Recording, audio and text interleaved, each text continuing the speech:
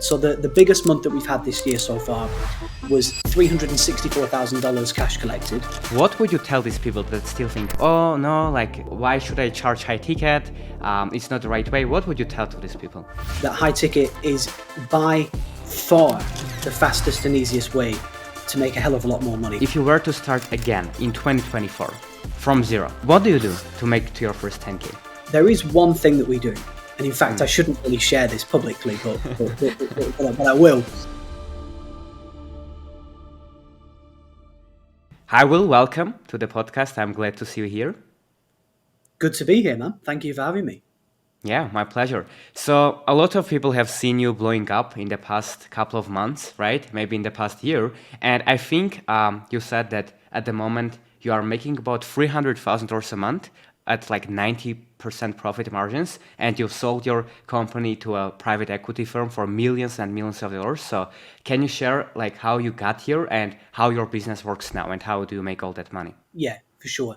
Well, I learned a lot from my last company, right? And that was basically my learning ground, testing ground.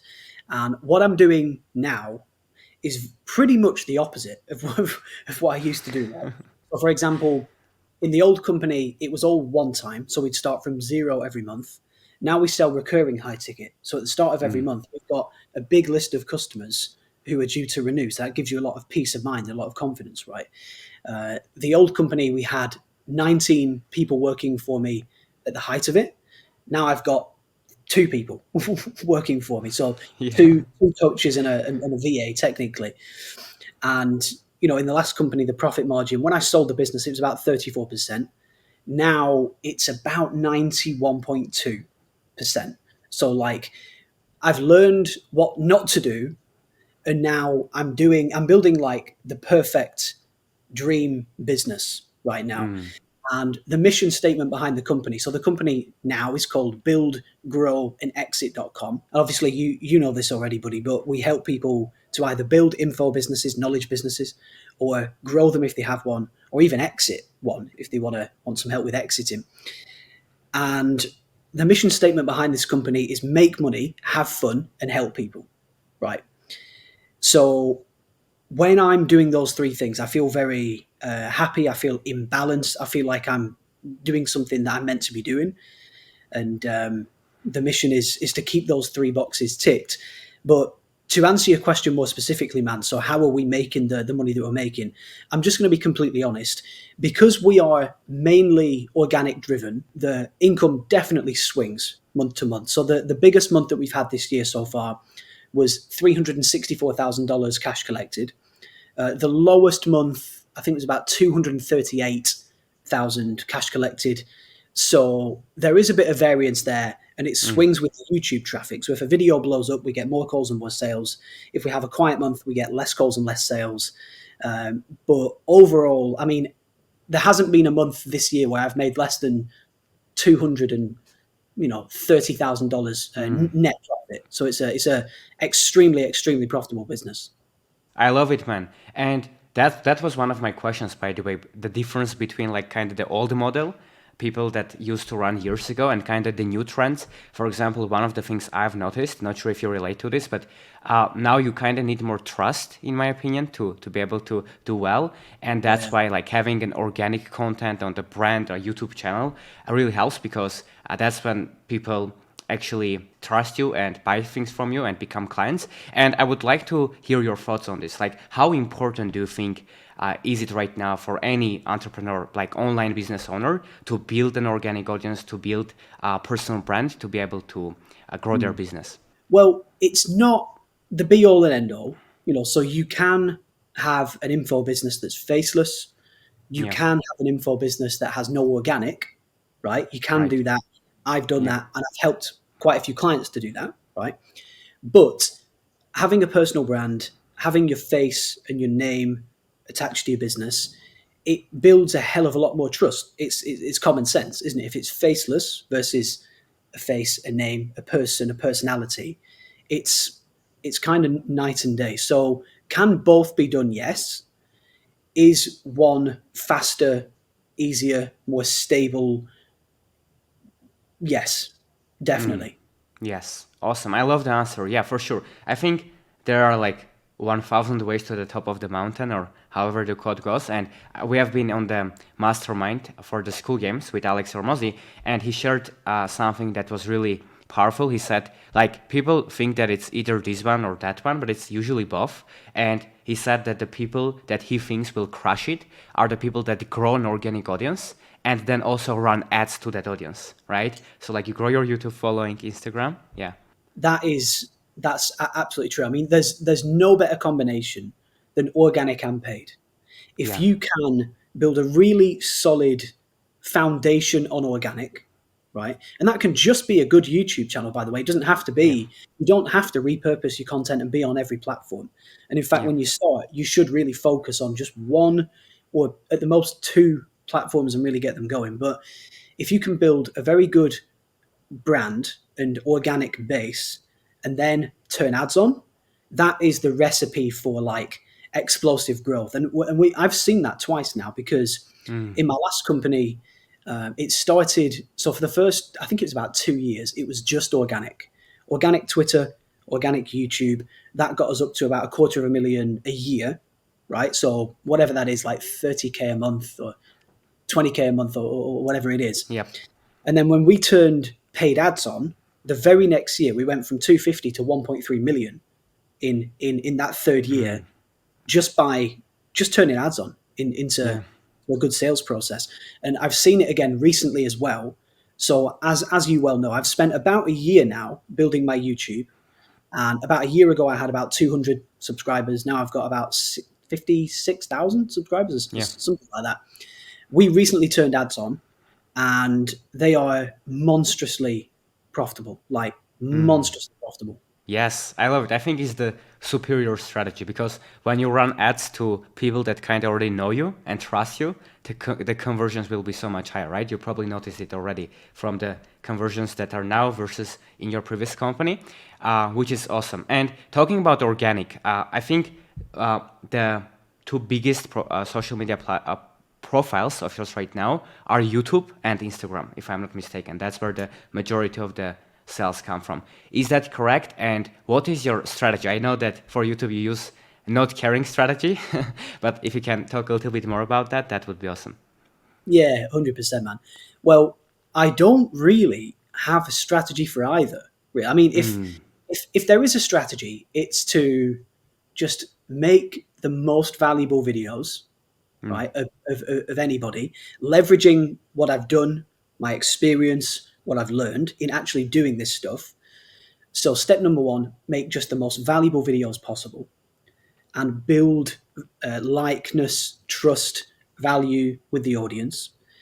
And Instagram is kind of a bit of a boiling pot, really. So I have no strategy. I don't have a story strategy, a post strategy. I don't have anything that I like do. I just share stories of what I'm doing, like if I'm on holiday, if I'm in the office, if I'm out for dinner, having cigars, whatever. And I think that just builds it builds more trust with the audience, because then they can see what I'm doing. They can see I'm a real person. They can see who I'm with, what I'm working on, that kind of thing. And then Instagram is where a lot of people will message me and say, like, how do I work with you, or what does it look like? And also, I post client wins on there. So if a client sends me a WhatsApp, I put it on my story. If a client sends me a email or a testimonial, or they have a win, I put it on my Instagram story. So there's not really any strategy to that. I just do it when I have it, essentially. But I think those two things, YouTube is by far number one, right? YouTube is the only social media platform that compounds on itself over time. And a video from 5 years ago will still get views, right? For Right. pretty much forever, especially if it's a great video. So Yes. YouTube is by far the number one platform. Instagram, in my opinion, is the second best platform for nurture, for chatting and having a conversation, because you can't chat on YouTube either. There's no Yes. kind of inbox as far as I'm Yeah. aware. Yes. So those two, and then ads on top, that's like the golden combination.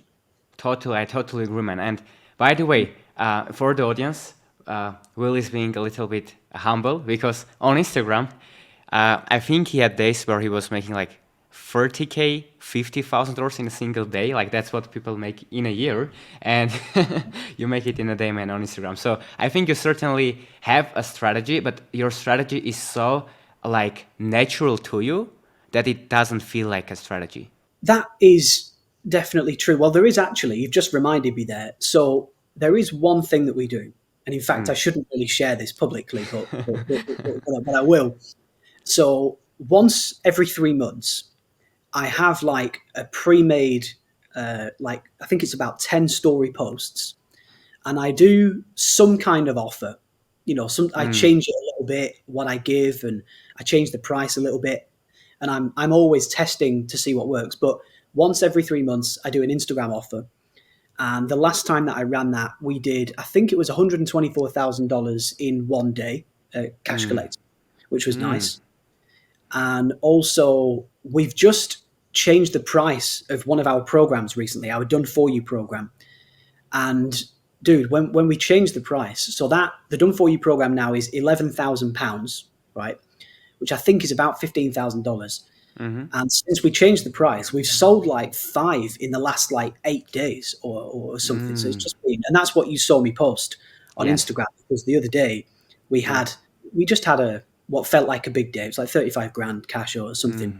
And I do like to share that, and I like to share the numbers because that's what I would want to see. And I think it builds intrigue, it builds trust, it makes it real as well. For the guys that are out there that are making 10, 20, 30, 40K a month, when you see someone make that in one day quite regularly, it starts to change your thinking, and you're like, oh, wow, this is real. This is really possible. There are guys out there where the bank balance is going up by 200-300K a month, Yes. And I remember when I joined Alex Becker's mastermind, I saw a lot of much bigger people than me, and it really helped me to know that, wow, it's really possible. And when you have that belief, you can then get there. When you don't have the belief, it's very hard to get there. So I like to try and share that stuff and just be real and be open. That's awesome. And I think the majority of the people appreciate it, and the people that can be like mad at it or think that it's bragging or think that it's fake, these are not the right people that you want to attract anyway. So I think, like even me, when I look back, like every single time when I achieved something, first I saw someone else doing it and they shared it, and I said, oh, really? They are doing such a big numbers? Like how they are doing this, right? Oh, it's possible. And that inspired me, and that it made me to take action. Or as you shared, you saw, okay, Alex Becker is making this much money, or some people in his mastermind, right? And I'm sure that pushed you to believe it's possible and go after it. So yeah, we truly appreciate you sharing the numbers, man, just because it's important for people to see what's possible, right? Because there are people that say, hey, like, is it possible to make 10K a month, 20K a month, 50K a month? And when they see, oh, this person is making it in a day, right? Then, or like you sometimes make more money in a day than people in a year, then it says, oh, like he's probably not 365 times smarter than me. So probably I can do that, right? Maybe he's 2 times smarter than me, but not, so he's doing something right, he's doing something different. And talking about doing something different, there are a lot of people that would be watching this that I think are in that range of like 10K a month, 20K a month, maybe somewhere near that. And what, from working with clients, maybe from your experience at Mastermind or the people that you have seen, what are the biggest mistakes that people at that stage do? Like they don't do more of what works, they try to overcomplicate things, they don't have the right price, they are not charging high ticket. What are the things that you have noticed that, like some big mistakes that they make, and how can they overcome it to get to that 30, 50, 100K a month and beyond? Sure. Well, it's actually quite simple, right? And I think when I tell you this, you'll probably be like, oh, that makes complete sense. But a lot of people come to me. There's 2 things, right? Number one, Yeah. a lot of people come to me and they say like, Will, I am at 10, 15, 20, 25K a month, and I just can't get past it. I can't grow further, and I don't know why. And I say to them, well, what's the bottleneck? And here's problem number 1. They don't know the bottleneck, and they don't know how to find the bottleneck either, right? And then I explain to them, right, traffic, sales process, conversion, and value. which one of those is wrong, which ones of those are right, which ones of those are wrong, right? Because it's one of, or more than one of those things is clearly wrong if you're not growing, right? So for us right now, my team closed at about 34%. So if we want to grow, well, it's really simple. More traffic, more calls. More calls is more sales. More sales Yeah. is more money. It's very, very simple, right? Then you look at, well, where's the bottleneck in the traffic, for example, and how can we fix it and get more, and vice versa. So problem number one is people don't know what the bottleneck is. If you don't know, then you're stuck, right? If you do know, you can solve it. And when you solve it, you grow. Simple as Yeah. that, right? Now, that's number one. That leads me well on to number two. Because let's say that you do know the bottleneck. Maybe someone is watching this right now, and let's say their bottleneck is copywriting. Their VSL is not good enough. Their ads or their organic is not good enough. Their whatever, right? So let's just say the problem is copywriting, for example. Well, you need to now find a mentor who's a great copywriter, or find a course or a coaching program with a great copywriter, right? And then you're going to learn that, you're going to solve the problem, you're going to remove the bottleneck, you're going to grow. Or let's say the problem is you don't know how to run ads, or you don't know how to track your numbers. Well, again, find a mastermind or a workshop or a course or a coaching program or a mentor who does know how to run ads and track their numbers and understand the metrics. Learn from them. And again, you solve the bottleneck and you grow. So it's those two things. People don't know the bottleneck, or they do, but they don't have the knowledge or the support or the guidance to solve it. Right. That's actually true. I've noticed that too. And even for me, it's always the case. Like when the biggest progress or the best results always came from like saying, okay, like why can't I 10x the business right now? What's the constraint? What's the bottleneck? And there's usually like one thing that is stopping. It's most of the time like either traffic or like sales, right? Something along like you don't get enough leads or you can't close them, basically. That's what I've noticed. And once you eliminate it, once you solve that problem, everything else kind of becomes easier. And like talking about bottlenecks, what is the most common bottleneck that you see in clients? Is it traffic or something else? I would say, if I had to give you, I'll give you three, right? Number one is pricing. People undercharge for whatever reason. I won't go into that here, but for whatever reason, they're undercharging, and they either don't know it, or they just don't know how to properly price their offer. So one is price. Number two is their sales process is just a mess. Like their opt-in is just rubbish. Their offer is terrible. Their VSL or their webinar is just rubbish. The funnel, the sales process is just not built well. It's not good enough. That's number two. And number three is sales ability, right? So I find it just so easy to dial everything in and get sales calls. Like if anybody watching this needs sales calls, just come to me and I can get you more sales calls, almost guaranteed. I just know this shit so well by now. So I find it very easy to get sales calls. Therefore, all the clients that I work with get sales calls. And here comes the bottleneck. Not a lot of clients, but some clients that I work with, the problem is just closing. It's just sales. Like they're not good on the phone. They don't have a good tonality or cadence. They can't objection handle. They don't understand laddering down. They don't understand tying people down before the close. They can't deliver a good pitch. They're just not good on the phone. And this is the difference, right? So my team of coaches / closers, I've worked with them for 4 years, and they have been trained by just some of the best people in the world. They've done it for so long. They've taken so many sales calls. That's why they close at 34%, because they're the best in the game. They're the best in the world, some of the best in the world, right? And closing at 34%, that solves a lot of problems, you know. Whereas if you can't close, let's say they were closing at like 12%, well, we'd be making a third of the money that we're making right now. We almost certainly wouldn't be able to run paid ads, because when you run paid ads, if you can't close them, you're going to burn your money. Your ads are not going to be profitable, and it's all going to fall apart. So those are the three things, man: pricing, sales process, closing ability. Awesome. For pricing, I see so many people that still believe that low ticket is the way, which I don't agree with. So can you like? I know that it's a very like it's not even debatable for most people. Like unless you have a huge audience, like you're Hamza, and you have so much traffic that you want to like you don't want it to take your time. You hate one-on-one calls. You hate one-on-one coaching. You just want like scalable offer and build an MMR. Unless you are this person, which 99.9% of people aren't. What would you tell these people that still think, oh no, like, why should I charge high ticket? It's not the right way. What would you tell to these people? Yeah, I mean, it's just a knowledge gap and it's an experience gap, right? They're missing knowledge and experience, and that's why they don't yet understand that high ticket is by far the fastest and easiest way to make a hell of a lot more money. Now, let me put that into perspective. So, let me ask you a question, dude.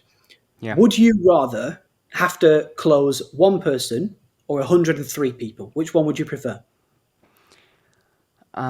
If I make the same money in both cases, then just one person. Yeah, and you make the exact same amount of money, right? Now, this leads me Yes. to my next question. Now, let's say that you were selling let's just keep it simple maths. If you were selling a $10,000 program, Yeah. right, you would have to sell 103 people at 97 to make 10 grand or very close to that, right? Yeah. So one person or 103 people to make the same amount of money.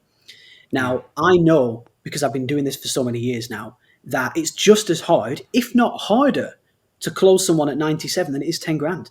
And I know that sounds weird. I know that sounds unbelievable, right? I'm going to give you an example. Right? So I had a client that joined my coaching program about 8 weeks ago now, right? And he was selling £99 per month Skool. It was a trading offer, right? Now, when he came to me, he was only making about 3K a month, so quite low. And basically, I helped him sort out his sales process, make his program a bit better, deliverables a bit better, and I told him Yeah. to charge 2K, right?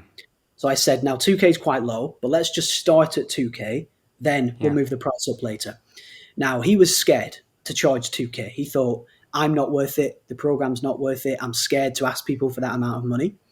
And when he first closed his first 2K, right, he just couldn't believe it. He sent me a voice note on WhatsApp and he was like, I can't believe someone just sent me 2 grand. I just can't believe it. I can't believe it's real that someone would pay 2 grand on a sales call. And I never forgot that because it just reminded me some people just don't believe it, right? We were talking about this a minute ago, right? Now, I'm Yeah. sure there's some people listening to this that maybe think, like, how on earth does this guy make over 200K a month net profit? Like, how on earth is that even possible? Maybe they don't even believe it, right? This guy didn't believe it either until I basically forced him to do it, you know? And I just said, look, dude, trust me, take the calls, charge 2K, someone will buy eventually. And it was like his seventh or eighth call that he Yeah. made his first 2K. And that's like changed everything for the guy. Okay, so for anybody watching this that maybe is scared to charge high ticket, just start a little bit small. Start 2K, 3K, right? Have a course, a training program. Have a community if you like. You don't even need them, but if you want one, you can have one. I think communities are one of the stupidest things that you can do and have, but let's leave that for another time. So do a course, training program, do a community if you want to, do group coaching and or one-to-one coaching, and just charge 2 or 3K. And you will, if everything is built correctly, you will simply make more money with less people, less headaches. Yeah. It's just high ticket is the way to go. And low ticket is not for everyone, but for most people, it's completely fucking stupid. It's Yeah. such a waste of time. So true, man. So true. I can totally relate to that because I've tried selling like $48 things, like a subscription, $48 a month. And I've tried selling like 10K, 15K, 20K packages. And the second one was actually easier to sell, right? And I also didn't believe it when I started. But one thing, and we can touch on this, is what helped me to charge high ticket is that I first paid someone else high ticket. So like, for I remember this, it was a couple of years Mm. ago. I was just starting my journey.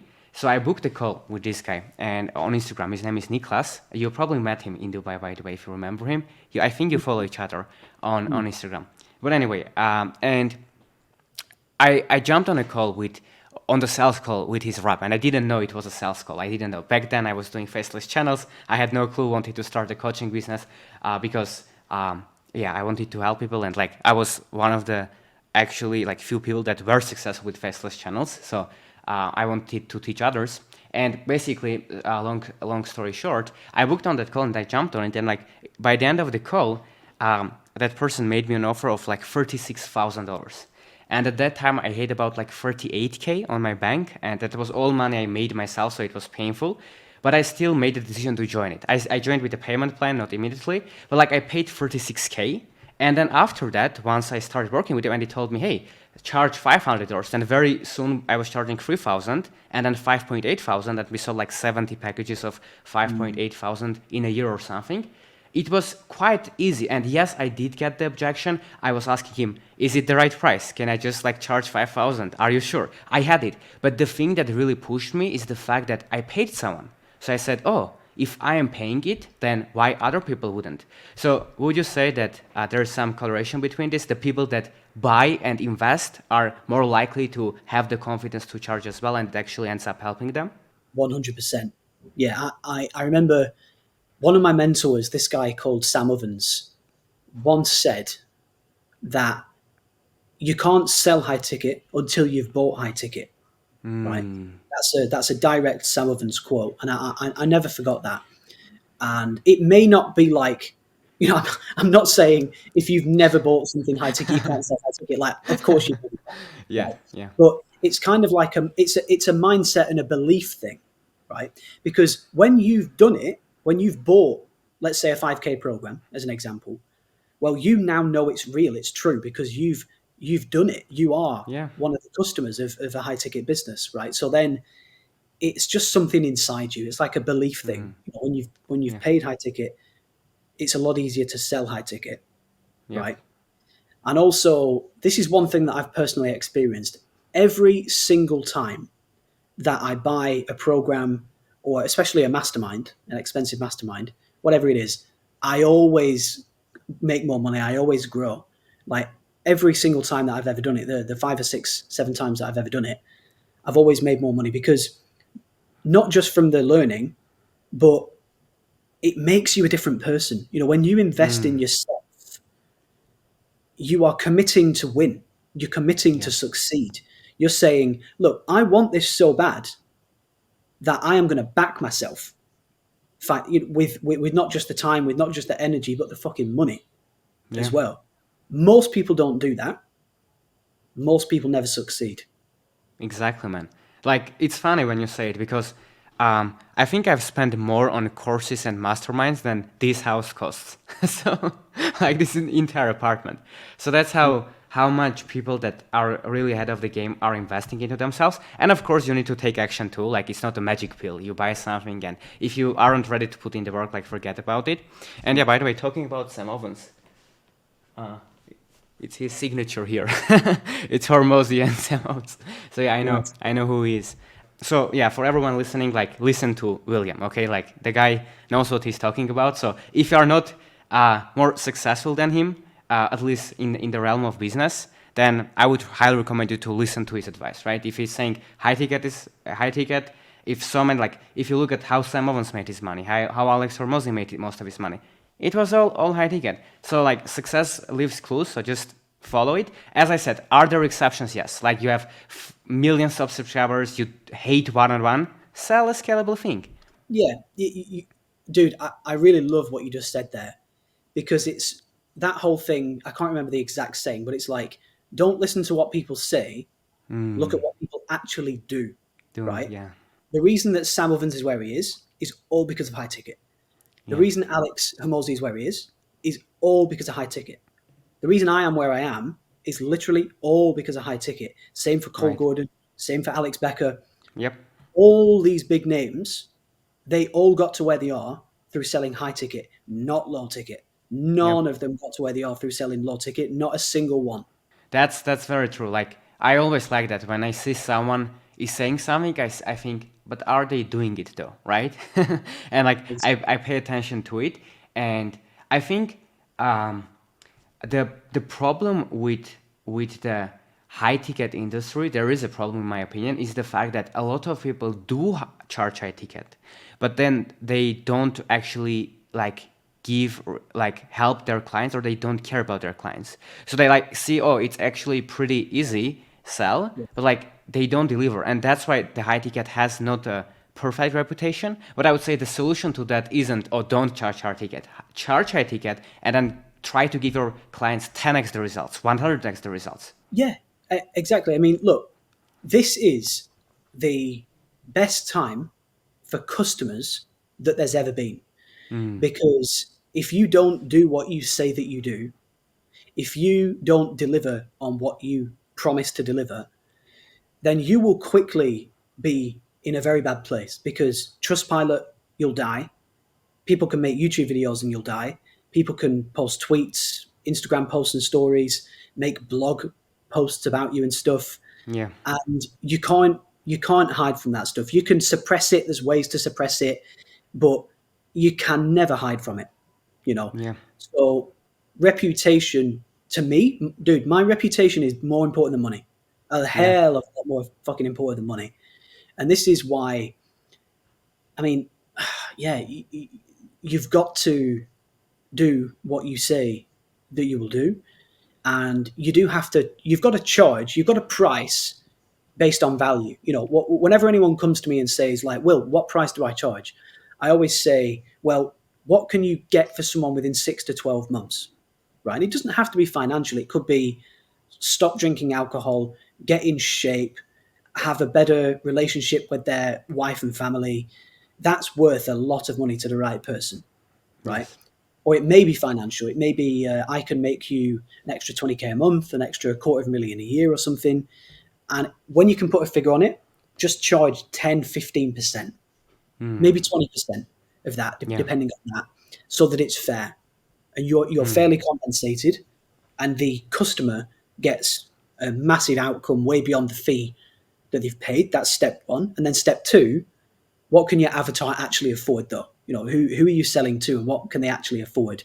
And when you get those two things in alignment, you're usually somewhere around 5, 7, 9K, sometimes a little bit more depending on the offer and everything like that. So that's the way, man. That was such a good advice that like if you aren't as confident in yourself yet, like start with 2K, right? And then once you see, oh, people are happy, people are buying, you help them, then you can slowly increase your price. So there's no excuse for not getting started and not trying it, because this is the best way. And I can tell you from my experience too, I'm sure like people that have been through this, they will relate to this. The high ticket clients are usually the best kind of clients, right? These are clients that will send you testimonials, they will give you referrals, they will help you for free, like for something. And the low ticket clients, I'm not sure, have you seen the meme where it says, hey, I've paid you $50, like where is my this, and they complain, and then the other person says 500 grand sent, right? Did you Yeah. receive it? Well, if you think about it, it does actually make sense because it's different levels of commitment, right? So if you send someone like $47, well, who fucking cares? It's like, Yeah, it's like it's not even a dinner these days, right? For two people, depending on the country that you're in. So $47, like, who cares? It's nothing. yeah, You're going to make that like a million times over in your life, or maybe not a million, yeah, but you know what I mean. yeah, Whereas if you send someone 5 grand, that's significant to most people, like yeah, 95% of the world. yep, That's a big amount of money. So when you send someone 5 grand, you're in. You're all yep, in. You care. You're dedicated. You're focused. You want the outcome that's promised. You therefore do the work, right? You're more inclined to do the work. Whereas low ticket, you can just throw it in the bin, you know. So that's one thing that I'd say. And weirdly, in a way, this kind of next thing doesn't really make sense. But low ticket customers are by far the worst. I don't really know why, but low ticket, you get a lot more refunds and chargebacks than high ticket, a hell of a lot more. Yeah. Yeah, because you work with a lot more people as well, well, there's much more chance of bad reviews. There's much more chance of unhappy customers just by the law of large numbers. If you work with Yeah. 100 people, then it's very likely that 5, 10 might be unhappy. If you work with 3, well, probably none of them are going to be unhappy, right? Yeah.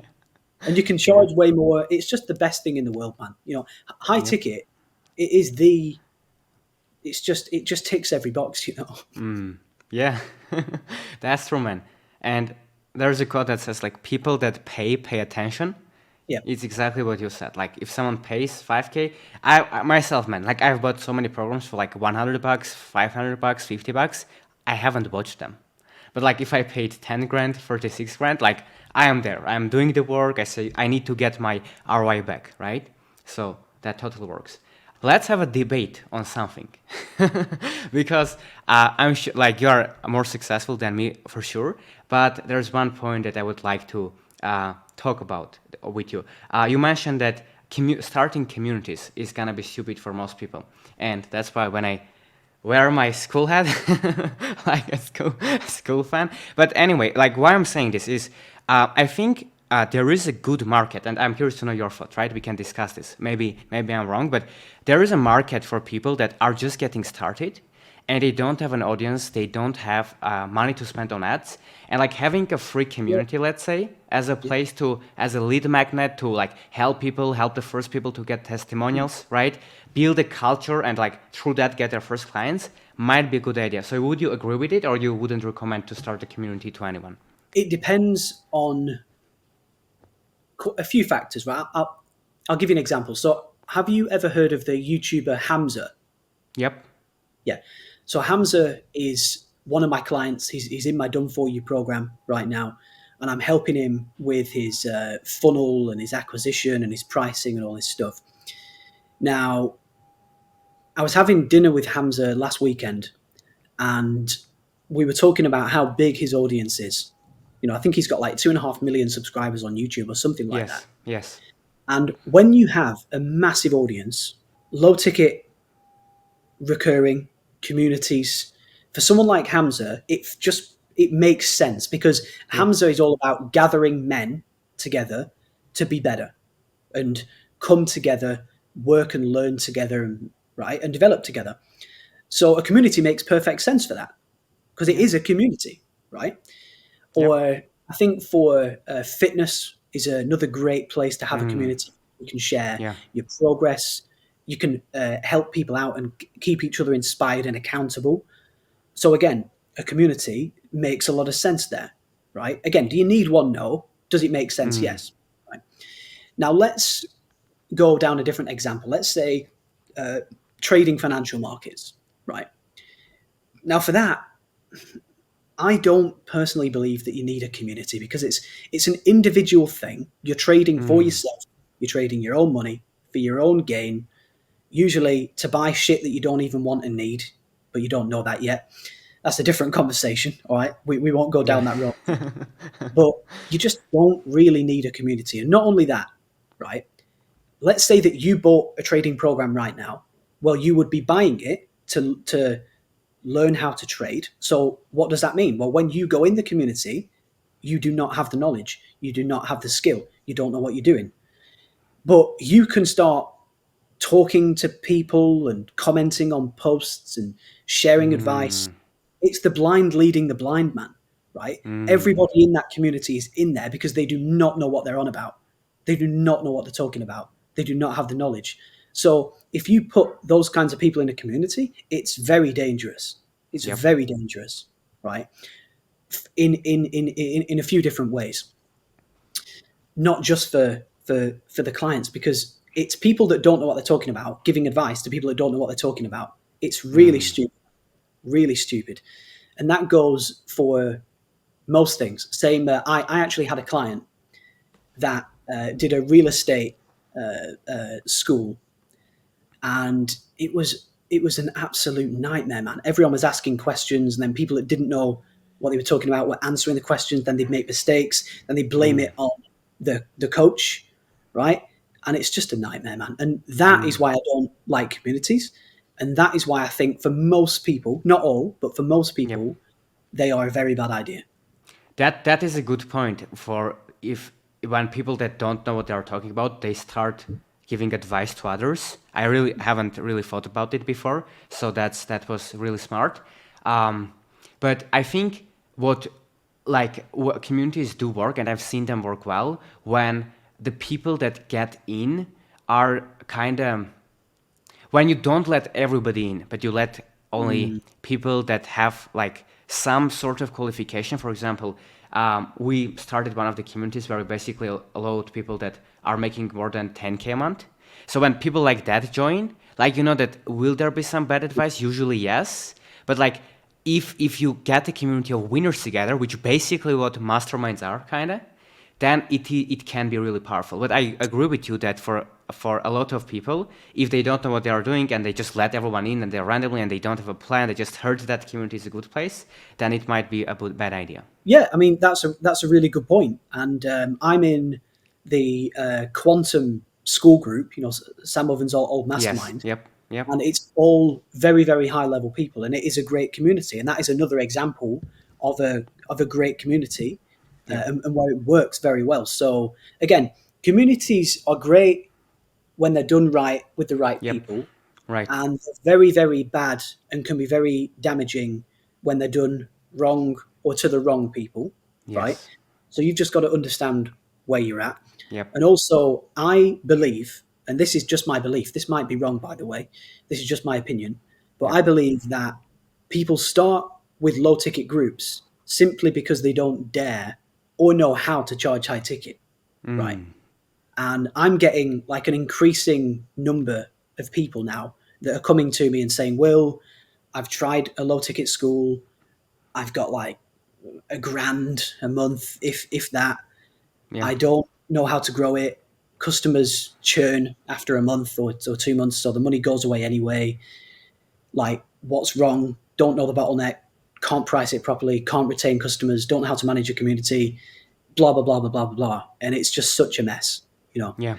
So that's just my experience and thoughts. No, like that totally makes sense. I think the two models that really work well is first of all, like two big observations that we can make from this, from what you have said and from our discussion, and this is my opinion too, I may be wrong too, but what works well, like either charge high ticket, right? And like that's what you do. You get traffic, whatever traffic source is the most reliable for you, works the best for you, gives you the most consistent and high quality leads. Okay, do more of that, get the leads, sell high ticket, give them great results, so you have good reputation. As you said, nowadays, if you do a bad job, people will find out, right? It's very easy to ruin a business, make a review video and expose everything. So the people that don't care about clients, they don't win in the long term. So that's fine. So either charge high ticket, and for that, like how community can tie to that is if you start, let's say, a free community, where you only, one of the ways, right, when you only let people in that can become your high ticket clients, like you have a very high qualification process. So let's say if right now I want to work with clients and help them, right? If I start a community and I say, hey, like I know that you want to get to 50K a month and you're making 10K a month. I have this free community, which is everyone there is making 10K a month and I'm doing their free calls. I'm going to do this. That's a really nice, like, vehicle to get people in and to build trust with them, get some testimonials, help them to get to 50K a month, and then you leverage it, and then you can like sell from these people, plus get testimonials to sell others. So like you either do this, or so like I have high ticket, if you or are already getting leads, just do more of that, you don't have to start a community. But if you like the free community model, like something like this can work, or you have a lot of audience, and if it's gonna be a paid community, then make it scalable. Like make it like Hamza, and I do know Hamza. I'm actually the business coach for his like Adonis School community. I do weekly calls there. Yeah, Nice. yeah. He's good. He's very good, and I love his community, and I love the culture there. And like that's another model that works when like you make it, you have a large traffic source, and you make it scalable. So I would say like if none of this is the case for someone watching, then yeah, don't start the community basically. Yeah, and look, I think one thing that I've taken from what you just said there is I think if you have a community of serious people, it tends to work. Like good, serious, committed Yeah. people. And if you have a community of maybe newer, less committed, less sure, less Yeah. invested people, Yeah. more that are just not ideal, Right. that is not a good idea. So that's one thing that I took from what you said there. And another thing that comes to mind is like I like to treat businesses like it's just like science, like a recipe. I like to test things, and just kind of see this kind of YouTube video, that kind of YouTube video, no thumbnail, have a thumbnail, this thing, that thing, test prices, test offers, just test everything. And Yeah. eventually, if you test enough things, you find what works for you, because one of my mentors once said, everything works. It's just about what works for you. Yeah, that's true. Um, cool. Okay. No, I think we're on the same page here. I think So so. that's all good. Yeah, the debate, if we can call it that way, was successful, but I fully agree with you. One thing that I would like to discuss too is there will be people watching this that think like, what are these guys talking about? Like what, like I want to get to my first 10K a month, right? In that sense, like I don't care about scaling there. Like I don't care. It's a free community. It's freaking YouTube. I need to make this work. I need to start. So like if you were to start again in 2024 from zero, like it's you as a DJ, right? And you haven't started the business, haven't started trading, none of this yet. It's you, like you are making 1K a month, you want to get 10K a month online. What do you do? Do you start making YouTube videos? Do you open a like community? Do you run ads? What do you do to make to your first 10K? Well, what I would do is master a high value skill and then teach it to other people at a high ticket price. That is what I would do. And when it comes to building the education business, like we talked about earlier, I would start a YouTube channel, ideally. I would make content that adds value to the people that I want to attract as clients so that they're slowly going to start seeing me, watching me, following me. And it's a matter of time before you get inquiries from people saying, can you help me? Yeah. And when people ask, eventually, can you help me? You sell them a great quality program at a high ticket price. And then you're going to fly past 10K a month very, very quickly if you do those things. That's such a good advice. So have like just one traffic source, right? That you want to, like, let's say YouTube channel ideally, because it's for sure one of the best traffic sources. Get some trust, help people add value first. And then when you think that there's enough demand, people start asking you, you see signs that, okay, now you kind of, there's some demand there. You can start teaching others the skill that you learned to help them make more money, get healthier, be happier, right? These three big markets like relationships, wealth, and one thing that is important here to mention as well, by the way, is you don't need millions of subscribers to make money. Like I've had lots of subscribers with one of my like faceless channels, but I have a YouTube channel that I've just started, Person Brand. It has just a few thousand subscribers, right? And I'm making videos there like for mainly entrepreneurs and stuff. And sometimes like a video can get few hundred views, few thousand views, but you can make 10K, 15K if it's targeted the right people. We even had a case, Will, when someone made 36 grand sale from 2,500 views. One of the Yep. clients. So like Yep. if you target the right person, you can crush it. Even you have some big videos on your channel that like grew the channel, but like some videos get 5,000 views, but what are these people that are watching? They are mainly entrepreneurs, and like that's all you want. So you don't need millions of subscribers. Would you agree with this? Without a doubt. Yeah, I mean, I was Yeah. literally making a video earlier today, and I was mentioning in the video how sometimes for me, when a video gets a lot of views, it doesn't always book that many calls. And sometimes a video can get just 3 or 4 or 5,000 views, but book a hell of a lot of calls. And also, because all the videos keep getting some views, one video might get 12 views a day, one might get Yep. 50 views a day, one might get 200 views a day. We are booking about 7 to 8 calls every single day consistently now. And that is a lot of calls to, Yes. to be taken. And because they're watching, 1 or 2 or 3 or 4 or 5 videos, they really become indoctrinated. They really understand who you are, what you do, how you can help them, right? What's required of them. So not only do you get great sales calls, but you get very, very good quality sales calls.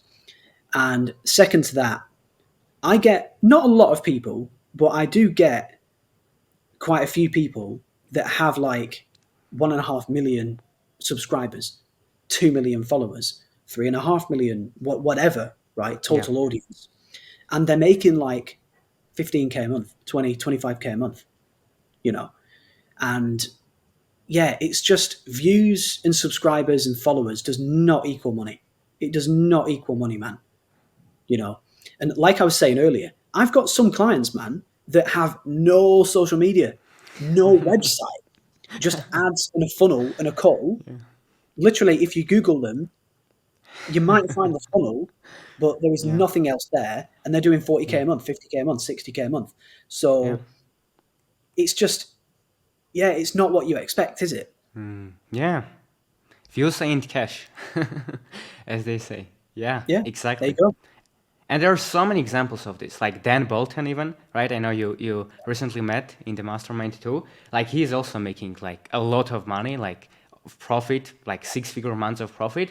And like he has like few thousand subscribers on YouTube as well. He has like, but he's making money. So like it's more about the right amount of people. This is what Alex Hormozzi shared as well on the mastermind. He said, man, I want as much followers and as much traffic as possible, but it needs to be the right people. So like, if you are sure this content gets the people I want to attract, then you crack the volume and then when you push. But this needs to be a priority. Otherwise, people go and follow like trends and stuff and make videos like a meme or stuff, post it on their profile and do it, and it gets 1 million views, but you aren't going to make money with that. Of course, if your goal is to make money, if that's what you're optimizing for. Exactly, exactly. Yeah. I think it was Iman Gadzhi once said to me that there's two types of video. There's a video that grows your channel, and there's a video that gets you sales. Right. And you kind of do a bit of both to grow, to get sales, to grow, to get sales. That's the kind of cadence, you know? I think what Iman was doing too is like he had, I think he still is doing it at some level, like one video where he sells and all of his other videos link to that video. Have you seen that?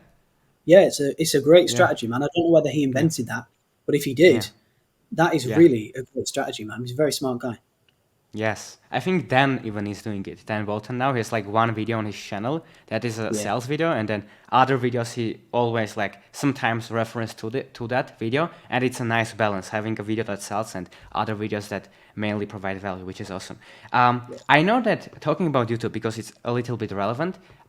You had a YouTube channel before, first of all, for your first company when you were a few years ago, but I know that you also like wrote in your Alchemy of Self document or somewhere else that you want to have a YouTube channel, that you want to have an audience, that you want to have this, and kind of now it happened, right? And that's, by the way, something I've noticed a lot is that the people that succeed on YouTube or something else, they wanted it and they had it written down somewhere, or they knew it was intentional.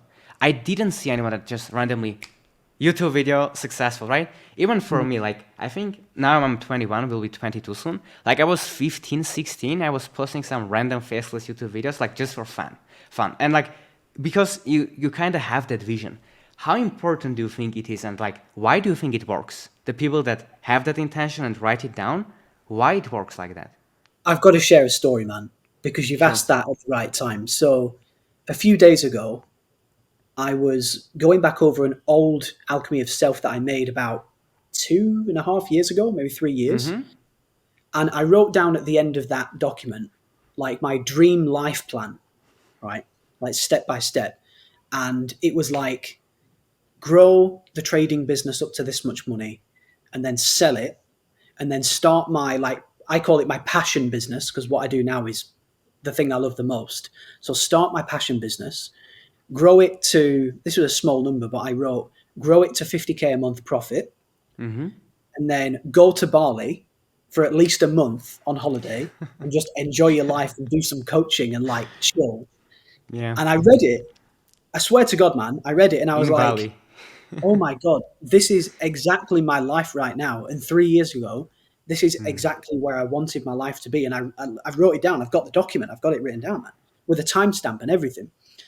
And I was like, I just can't believe it. Like almost everything, every step, you know, came true. And I'm here inside my dream reality these, 2.5, 3, whatever years later.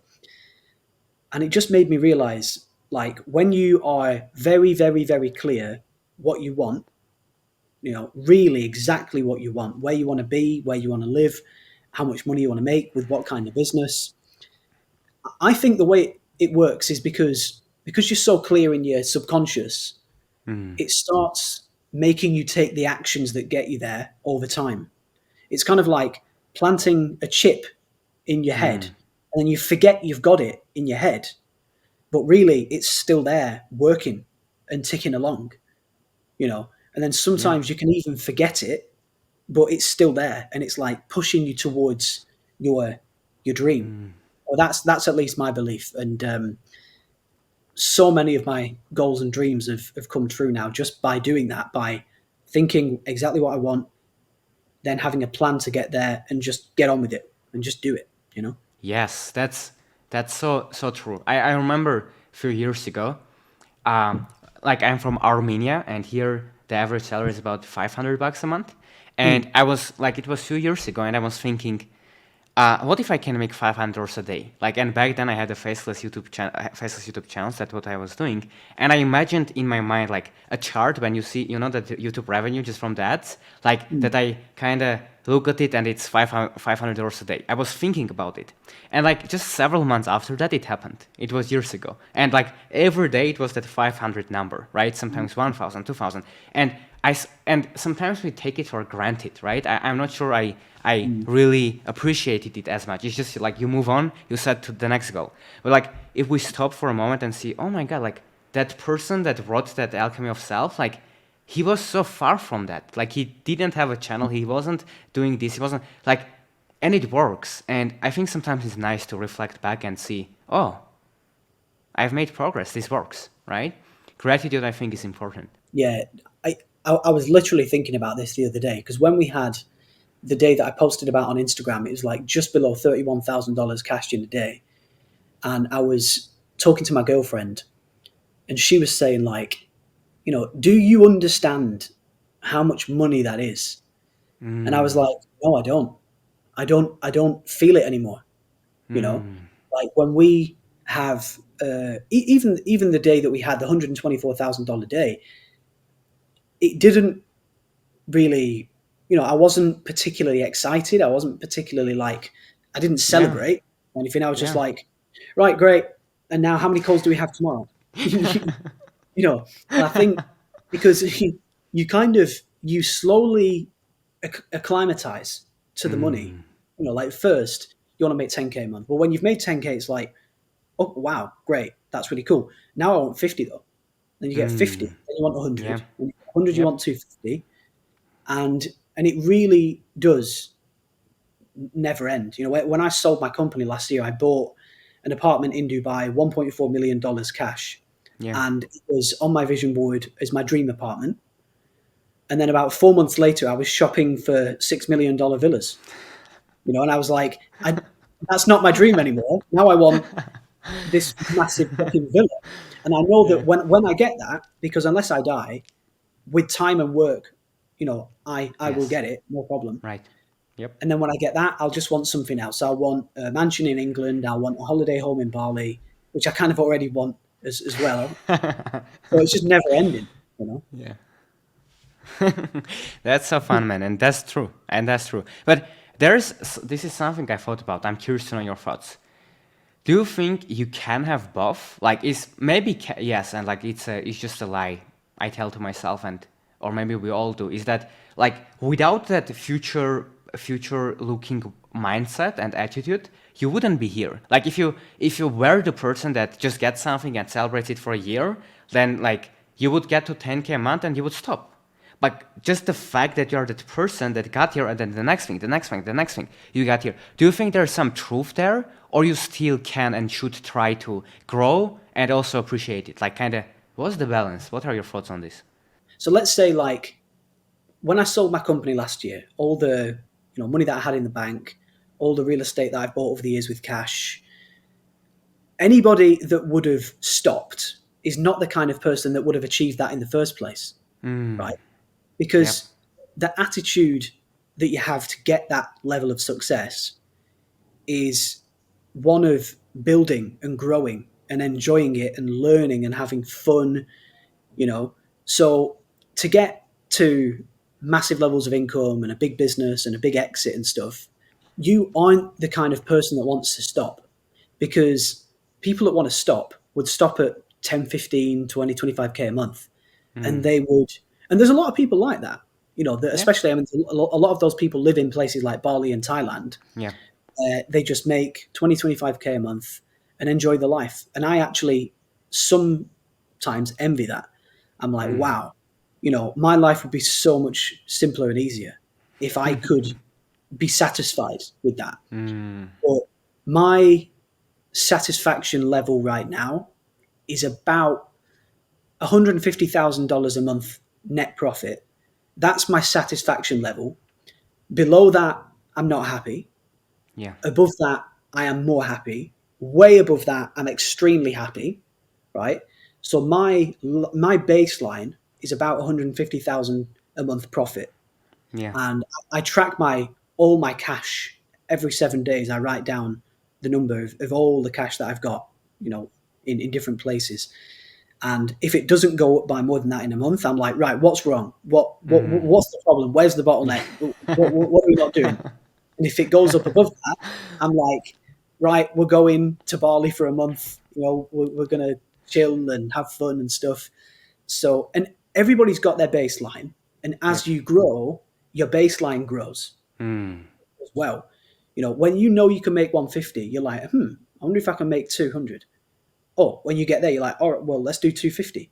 You get to 250, you're like, I wonder if we could do 350, and then you get comfortable and you never want to go down and you always want to go up, because as humans, we are hardwired to always want more and to build Yeah. and grow and be better, or most of us Right. are, especially Yeah. entrepreneurs. True, man. That's so true. I think that's what most people don't get. Like they look at these successful entrepreneurs, they look at you, they look at other people and say like, why are they like? Why can't they stop? Like, why can't they just like chill and go and like? But if these people were that person, they wouldn't achieve the things most likely, right? There are exceptions probably, but Yeah, well, dude, like work to me is not work. It's play. When yeah, I make videos, it's just me having fun. When I take sales calls, it's just me having fun. When I yeah, work on my program for my clients, or even with my clients, when I do coaching calls, that to me is just fun. I would do it for free. I would do it anyway, yep, yep, you know. And that's why I know that I'm doing the right thing, because if you're doing something that you hate, there's resistance there, and that should tell you I am not doing the right thing. you yep, know Something's wrong. So to me, work is not even work. Like, I work for fun. I want to work. I would love to work 14 hours a day, 7 days a week, and if I didn't have a girlfriend, I yeah, would. I did for many years. I did yeah, for that for many years, man, and I loved yeah. every second of it. But there you go. Yeah, that's true, man. That's so true. And I relate to the like loving what you do part so much. And I've actually even sacrificed things that were making me money, but I shifted to something that I love. Even I know that that might be the case for you too. When you wrote down in your journal and said like, what do I want to do? And you discovered that you want to talk about business. And that's why you right now are doing this, which is fun. It was the same thing for me like last year. First with my faceless channels, like initial goal was to just make like 5K, 10K, and then 20K, and I made it with faceless channels. But then, like, I fell out of the love of the process. I didn't feel I'm helping people because it was just making money. And then I started another coaching company teaching that. We got it to about 50K a month last year. And I was like 20 at that, so it was a lot of money. Not all the profit, it was like cash collected.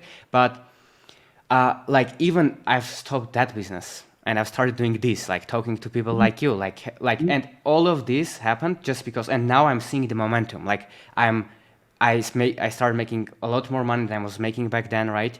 A lot more than I imagined possible, and like mainly that happened because of I chose to do something that I love. Because when you love what you do, like that's fun. Like this podcast for me isn't work, right? Like I love it, right? I say, yeah, like let's talk with Will. Like I would love to learn from him. It would be great. But there will be people that will say, oh, I need to do a podcast because I can get this advantage and this benefit and this, and they can't compete because they will quit sooner or later. Yeah. No, dude, you're completely right. With that said, I think there is a season, so I remember like if we rewind back about maybe 8 years and I was in my parents' spare room, I had 3 or 4K in the bank, car loan, didn't own any real estate, didn't really have any cash, didn't know what to do. And I just wanted money. I just wanted Yep. money to rent an apartment, buy a relatively nice car, afford to go on a holiday. I just wanted money and I didn't give a fuck about fun. Yeah. I didn't care about my mission or my vision or my calling in life. I was like, how the fuck can I get some money to have a nice life? You know? And Yeah. that's the season. Everybody starts in that season of I'm broke and I Yeah. need more money. And how do I get Yeah. that money? You know? And Yes. within legal and ethical boundaries, of course, that goes without Yep. saying, Yep. I would have done anything to Yep. get that. And I did. I was delivering leaflets door to door for like Yeah. $35 a day. I worked at McDonald's part time. I DJ'd, and did my best with that.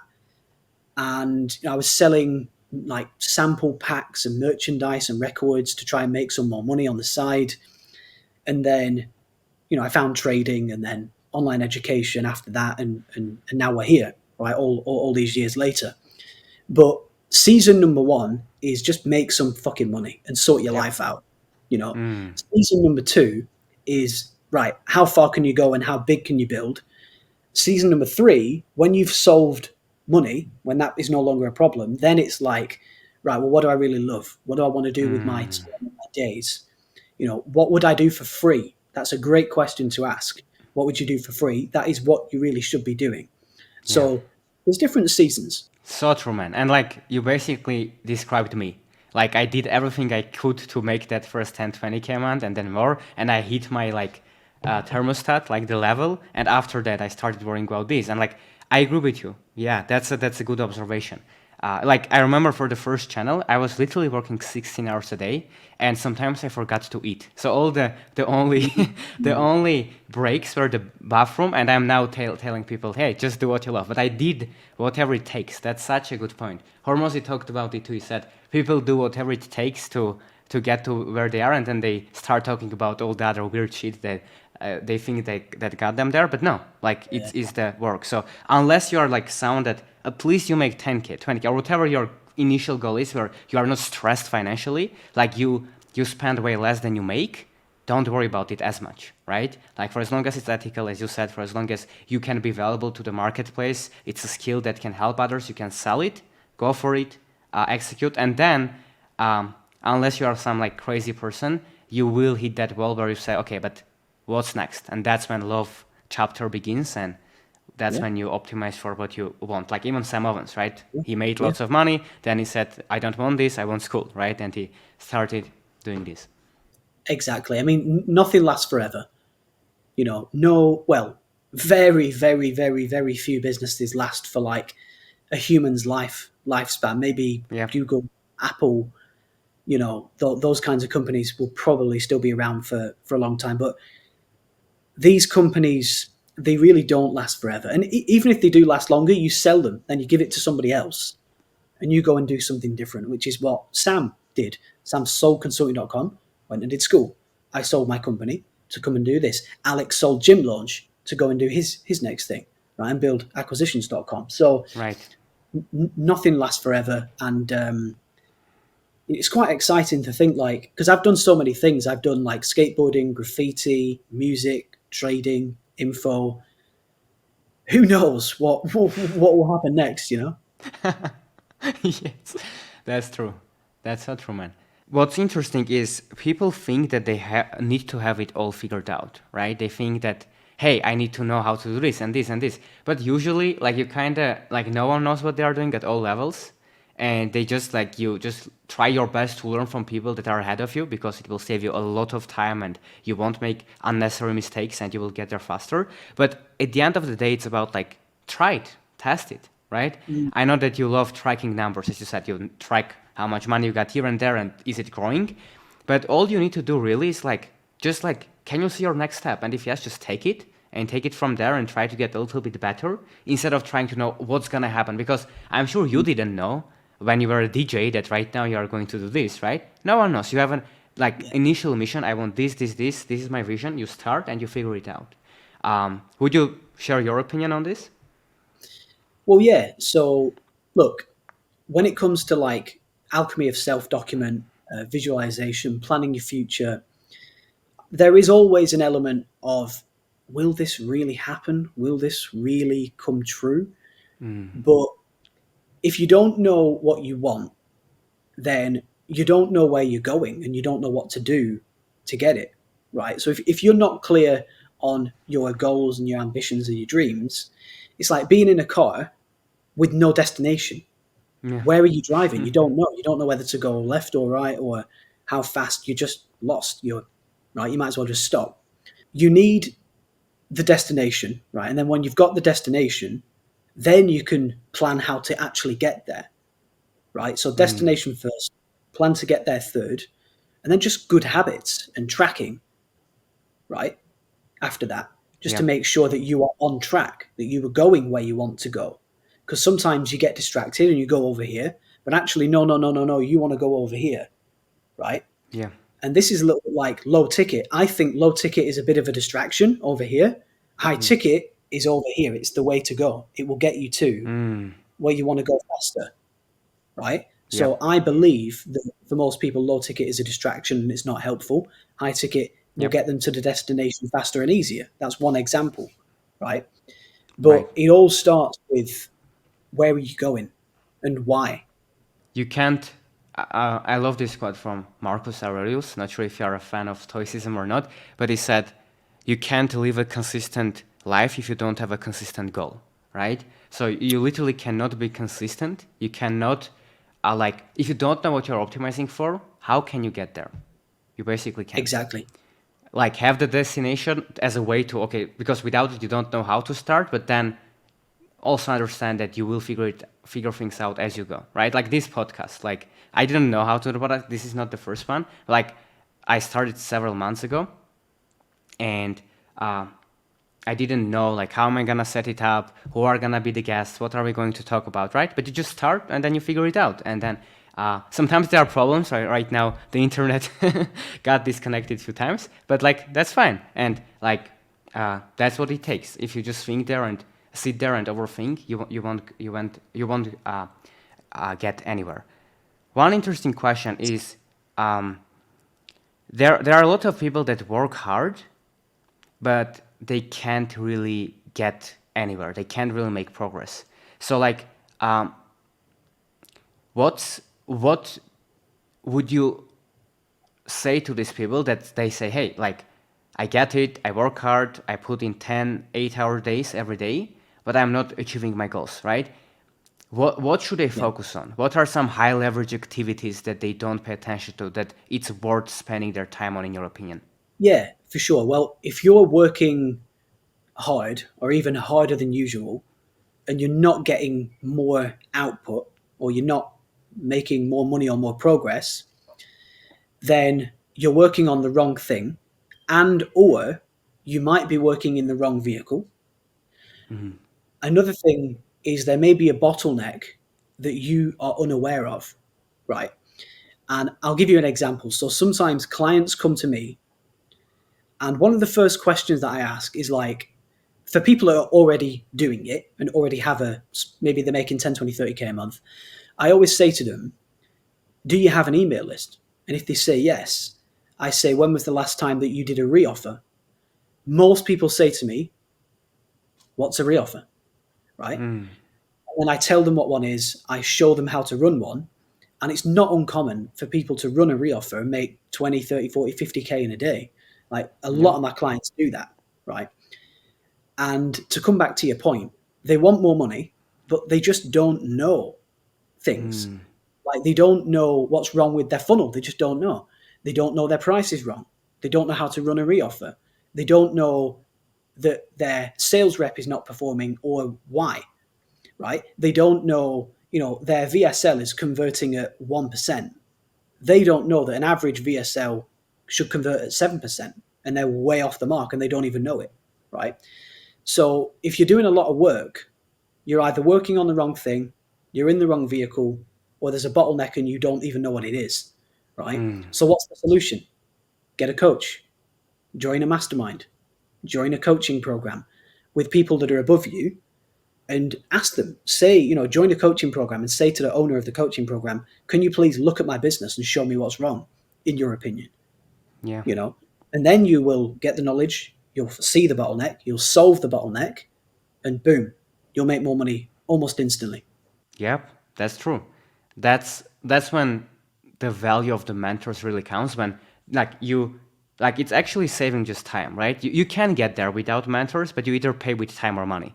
So if you want, you can go and try it out and fail yourself. But like when someone is showing you the way, they might say, "Oh, like dude, you are doing the wrong thing in the first place." so just stop, right? As you said, maybe someone is doing low ticket, when in their case they need to do high ticket, and just that one like advice or that one suggestion from a mentor can save so much time, so much effort. So that's such a great answer. I love it. I think you have a lot of tactical things in your book too, right? Let's talk about it a little bit. It's called How to 10 Million. It's available in Audible, and people can listen to it, people can read it, people can buy it on Amazon. So can you walk through like why you decided to write a book, how long it took, and why people should read it? So we can motivate, we can get you extra like 1 or 2 sales so you buy your $5 million villa sooner in Bali. Yeah. For sure, man. Well, I've always loved books, right? Since I was very young. So I've always loved like the cover art. I just love book covers and how they're all different colors, designs, graphics, because I love art. I've always loved art since I was very young. So I love book covers. I love like just the art of great books and how you can buy people's knowledge that they've taken the time to put in a book, and you can learn almost anything. You can learn from books these days. There's a book out there for pretty much everything in the world. And I just always loved books. So selfishly, I always wanted to have my own. I thought, how cool would it be to have my own book? But I wouldn't allow myself to write one until I felt like, right, I think I can write a book that's really actually going to be good and be helpful to people now. So I waited many, many, many, many years to write it. But after the success of the last business, and especially after selling it as well, I just thought, I've finally got something special to share with people here that will really, really help people. So I started writing the book about 2 years ago, right? And it's funny because I started writing the book from this hotel that I'm at right now in Bali about 2 years ago, which is cool. Yeah. I used to get up in the morning and I would go to the cafe on the roof and just have a coffee and write for 2 hours every day for about 3 weeks. And I just loved it, man. I just loved writing the book. It's just so fun to like break everything down and share everything and make it like a journey where you read the book and you learn everything in order of what you need to know and do, So I just loved it, man. And then I went away for a couple of months and didn't read it. Then I came back and read it again and started changing it. I did that a few times. After about a year, I thought that I'd finished it. And then I worked with a company that helped me to like professionally edit it. And just, they were like, this paragraph is too long. This chapter is too long. You need to add an image here, change the wording on this sentence. So they just kind of made it professional and good, basically, which was great. And then, then it came out in mid-April. We've sold about 6,000 or 7,000 copies already, which is nice. And it was just a joy. It was just a real joy to make that book, man. It was very fun, very fulfilling. And it feels amazing to have my own book, and the feedback has been amazing, man. The Yep. feedback has been amazing. I'm right now going through it, so to be honest, I didn't finish it, but so far I really love it. So I recommend to everyone. I'm gonna finish it probably like this week, maybe today, tomorrow, and I highly recommend. So we will leave the link in the description somewhere. Go buy it. So yeah, William needs to make more money. Like he's broke. He's making only like 300, 200K. We need to get him to 2 million a month. But no, if seriously, I highly recommend it. It's worth it, and like how much value you can get from like just I don't know, so cheap. That's crazy. Books are really underrated. And like there's so much, and it's structured, as you said. Like YouTube videos are amazing. I love watching them, but like a book is a book. Like it's step by step. Just go through it. And I think you mentioned that you shared everything there. Like it's not a lead magnet. It's for you. Like it's valuable. Well, yeah, this is the thing, because when I sold the last company, right, I had enough money to survive forever, cash, Yep. real estate bought outright. Yes. And my plan was just to get a few coaching clients. And like I Yeah. said earlier, right, the goal was 50K a month profit. Yeah. And I knew that well in advance. So my goal was, I just thought, I don't need loads of clients. I don't need loads of people to buy from me. So it Yeah. doesn't really matter if I give it all away, because it just doesn't matter. So I was very lucky in that respect to have that Yeah. viewpoint, because a lot of people say to me, I get a lot of messages where people say, I can't believe it's really all in the book. I thought you'd Yeah. hold something back to make me buy your coaching or buy your Yeah. training program. But yeah, and it just amazes people that everything that I know, everything that I've ever learned, everything you would need to do to make millions of dollars is in the book, step by step, black and white, with pictures and guides and scripts and templates. Yeah. And it's written in order as well. So it's not just, offer and price and funnel and bloody just traffic and everything. But even at the end, I talk about like business structure and how to exit and how to plan your future and manage your money and invest the money that you make. Because this is another problem as well. When you start making 100K a month profit, the next problem is, I've got too much cash in the bank. What do I do? And it is a problem. When that happens, Yeah. it is a problem. And then you've got to learn about real estate investing and equities and bonds portfolios and on and on and on. So, but anyway, yeah, everything is in the book. And if you're watching this, you should buy it. In my Yep. biased opinion. Yes, that's why we are doing this podcast, guys. The whole point was it was a 1 hour and 20 minutes to make you buy it. No, just kidding. But like seriously, go and buy it so you can have the problem of having too much money and then you don't know how to invest, right?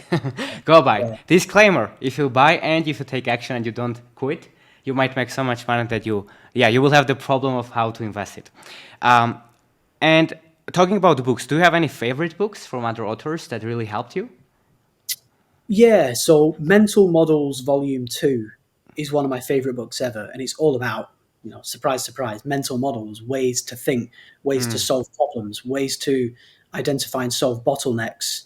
It's just an awesome book, man. Like, it's a really, really, really great book. That's always the key one that comes to mind for me, to be honest. I really enjoyed Meditations by, I believe it was Marcus Aurelius, wasn't it? Yep. Right. That wrote. Yep. Yes. That was another book where it's always stayed in my mind, and there's a lot of notes and a lot of highlights in that book. So that was a special one as well. I also really enjoy Naval Ravikant's book. I know that he didn't write it; it was written about him, Yes. but it always centers me when I read that book. I've read it a few times, and it always just chills me out, calms me down, makes me focused, and just is like a bit of a breath of fresh air and a bit of a reset. So if I had to give 3 favorite books, it would be those. Amazing choices, man. I love Marcus Aurelius. I have the books in the bedroom. Can't show it, but it's there. Believe me, guys, if you're watching this. But I love it. And for Naval, I haven't read the book actually, so I will. I just follow him on Twitter. I watched like his podcast on Joe Rogan and stuff. Have you seen it? His Yeah. podcast. Yeah, I watched that a couple of times, but yeah, for the book, I will check it out. I'm gonna finish your book first, the audiobook, and then go and read Naval. Sweet. So, what are the plans for you for the next 3 to 5 years? Do you have a vision for where you want to get to? Yeah, I've got a few different goals. I mean, some are financial goals, just have this much real estate and own. I want to build my own infrastructure around the world. So have like a forever home in Dubai, forever home in England, forever home in Bali or Thailand, which Yeah. are things that I'm actively, looking at and investing at in right now. I've got personal health goals. I've got business goals. So I want to. One of my main goals at the moment is I want to see how far I can scale this coaching business Mm-hmm. until it stops being fun. I want to see, is there a place where it's not fun anymore? Basically, I want to see like where's the limit, you know? Mm. Because right now I work, I would say 3 days a week, sometimes 4 days a week, and we can do 300k cash no problem, and it's still fun, it's still easy. So I want to find the limit. Where does it become too much? So that's one kind of fun thing that I'm working on. I've got net worth goals. I mean, when I've made 100 million in cash from like all the businesses, then I'll probably write volume two. So how to 100 million instead of Yep. how to 10 million. Yep. As and when I get there, which could be fun. If I want to do it, I'll do it. If I don't want to do it, I won't do it. And yeah, just to have fun, really. So to come back to what I said earlier in the podcast, like make money, have fun, and help people. And Mm. if I'm doing those three things, I feel good. And if anything falls out of balance, I just fix it. That's kind of my equilibrium, you know. Mm. Yep. That was the next question, by the way. What is your life philosophy? Like in one sentence, and that's it, I think, right? Have fun, make money, help people. Yeah, exactly. Because we all want to make more money, and money is important for building your infrastructure for this generation and for the next generation as well. So Right. making money is important to me, in my opinion. Having fun is critical because if you don't enjoy what you're doing, you don't have a good quality of life. It's not nice. You don't sleep Mm. well. You're not happy. You can Yeah. damage your immune system. You damage your relationships. So you've got to have fun and enjoy what you do. That's number two. And helping people is just critical, man, because the world is people. You know, just like us right now, we have a mutual respect for each other and a love for each other. We're both on a very similar mission together, and this is one thing that my mastermind taught me. The first time I ever did an in-person mastermind, it was just a joy that I've never felt in my entire life, man. Mm. It was just amazing to be around great people, to help them build and grow, to share knowledge that they were missing. So helping people is just so fulfilling, and it Mm. just makes you happy and calm and satisfied. And there's no better feeling than when clients pay you X and they make Y, you know, Mm. and they get amazing results. Like one of my clients, I taught him my YouTube strategy. This guy called Nero Knowledge, and he went from literally, and you can check this on the stats online. He went from 2,000 subscribers to 102,000 subscribers in 7 weeks, just by Crazy. changing his method because he used to care, and now I taught him the don't care method, and it's just blown up his channel. And there's no better feeling. There's no better feeling, Yes. man. Yes, No, absolutely, man. I agree. That's it. Like when you make yourself, let's say 10K, or when a client makes 10K, and especially when it means so much more to them, that makes you so happy. Like it's so true. It's just in us. Like when someone like you help someone, it gives you so much fulfillment than no material possession I think can give you. I agree with you so much on this. Tactical question on this. hmm, Um, I think long term, the people that will win in this industry will be the people that get the best client results, right? That's it. You can be the loudest, you can be this guy, that guy, but would you agree that that's what matters? Like the people that will help the most clients will win, or it depends? absolutely, man. Because bad feedback and unhappy customers compounds on itself. Yeah. Happy customers and good feedback compounds on itself, right? And people talk in person, online, and it spirals over time as well. So if your program is not good, or your refund policy, you don't honor it, or you don't take care of your customers, you don't have good support and coaching, then over time, Yeah. it's like the best way to describe it is an aeroplane. You know, it has the wind blowing against it, and it just slows it down, slows it down, slows it down. That's if you're not good at what you do, or you don't have a great program. And equally, if you are good at what you do and you do have a great program, it's a tailwind. It pushes you faster and faster and faster and faster and faster over time, and you go up and up and up and up and up, and you get your subscribers goes up, your followers goes up, your testimonials channel gets bigger and bigger and better and better. It becomes easier for people to buy and trust you, and on and on and on. So can you make a lot of money with a bad product and not helping customers? Unfortunately, you can, because you can Yeah. have very, very good marketing, very, very good sales, and quickly make loads of money and then bounce. Right. And I've seen that happen because I've been in masterminds with people that have done that. Yeah. Equally, those people don't last, man. You know, they are either soon not going to be here, or I know people that now can't sell anything because their name is killed on the internet. If you Google them, it's scam videos, scam articles, scam blog posts, terrible reviews, and Yeah. they are fucked now. You Yeah. know, so you've you have to do what you say you do. You have to have a good program. You have to look after your clients, and on and on. If you want to go far, if you want to make like 10, 20, 30, 40, 50 million, 100 million and beyond, it's the only way. It's just the Yep. only way. I agree so much, man. That's so true. And like, it people think that they can get away with stuff in the short term, but I don't think it's true. Like, I think in the long term, everyone pays. Everyone pays the price. You will either get sued, you will feel bad about yourself, which is might be the worst thing. Like, you won't have the conviction. You will make money, but you will feel like a piece of shit, right? And you won't. So that's what's that like? What's the peace of mind worth to you? Everything. So it's so true. So if someone says, like, I want to help clients, my heart is in the right place, and I go over and beyond, and I'm gonna help them.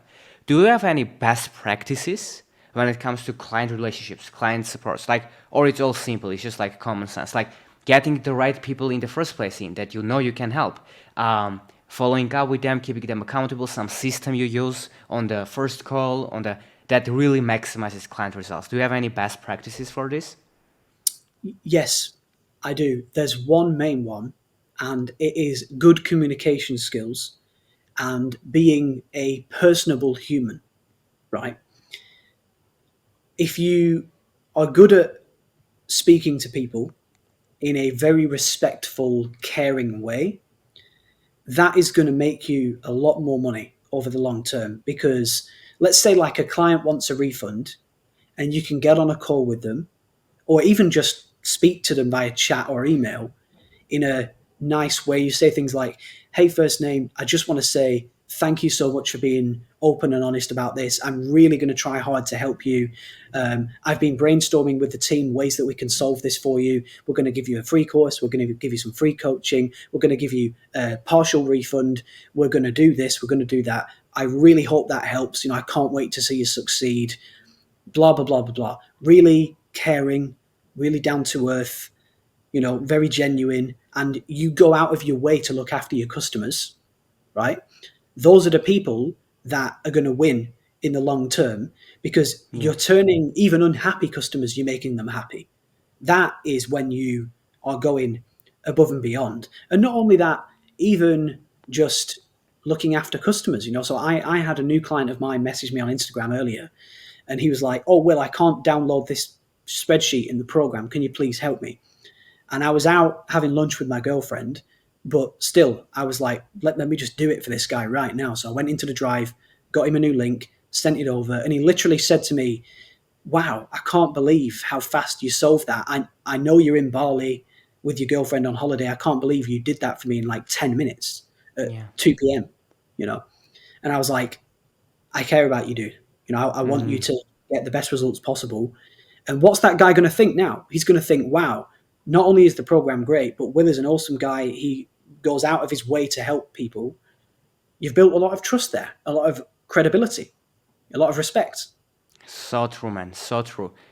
I've heard someone say the most selfish thing you can do is helping others.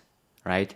And it's the same thing here. Is that the fact is that when you actually take care of the clients and do a good job and have a good reputation, you actually get so much more back, right?